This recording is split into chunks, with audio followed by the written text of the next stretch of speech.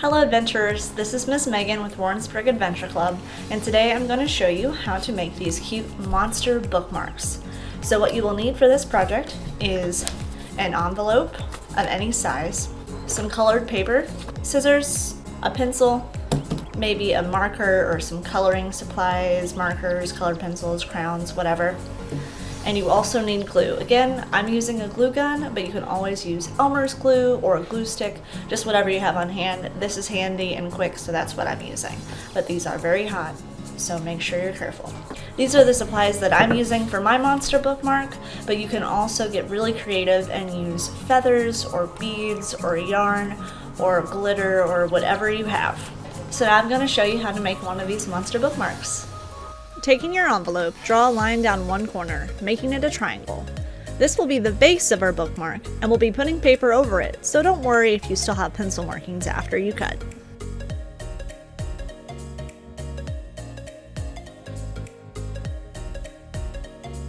After you've cut out your corner piece, you can use it to trace on the colored paper you want to use. I would suggest making these pieces a little bit bigger than your base so that it covers it completely when you glue it on. If it makes it easier for you, you can always sketch out your ideas before you go to cutting shapes out. Sometimes it really helps us organize our ideas, but don't hold yourself to your sketches too strictly. From here on out, I'll describe what I'm doing for my bookmark, but remember, it's all about being creative. Make your bookmark however you'd like. Give your monster a unique personality. I've decided to give my monster a tail, so I'm cutting that out of the same color as my monster body. I'm also going to give it some ears.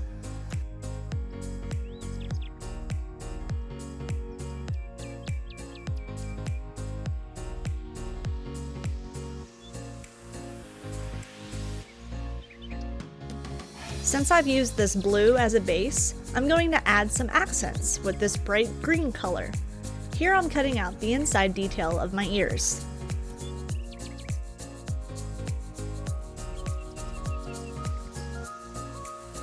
I'm going to give it a cute little tuft of hair on the end of its tail. I'm cutting out two pieces so that I can place my tail piece between the two. It just makes for a cleaner look.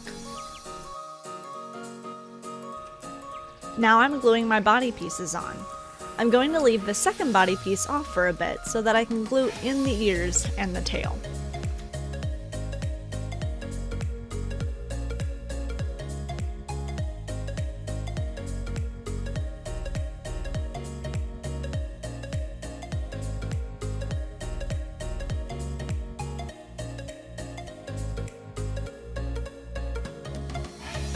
Now I'll put that back body piece over the top of it.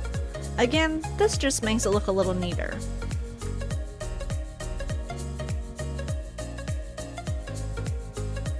At this point, I decided that I want to add some green claws to the front of my monster, just to break up the space a little bit.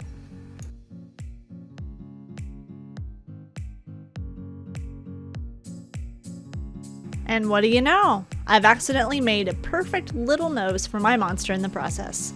Whenever you're being creative, don't be too rigid with your plans. Kinda just go with the flow. Inspiration can really come from anywhere, even scrap pieces of paper that would otherwise be thrown away. Let your materials speak to you as you work. You've probably noticed that I made my monster look like a cat. I just really like cats, I guess. So now I'm going to draw in some details like its eyes, eyebrows, mouth, and whiskers. You can also use googly eyes here, and you can also color on your bookmark to add some detail. Yarn would make some really fun monster hair. I didn't like the way the head was pointed, so I decided to snip it off. I accidentally clipped one of my ears, but it's important to just go with it, and don't get upset. Just make it work.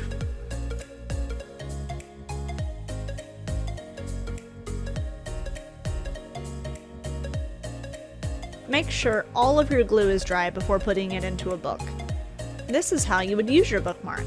It should fit perfectly on the corner of your book's page. I thought my little monster guy still needed something, so I painted his toes with my marker. And now I think it's ready to go. Alright adventurers, I hope you guys enjoyed this project, and until next time, this has been Miss Megan with Warrensburg Adventure Club. Have a great day.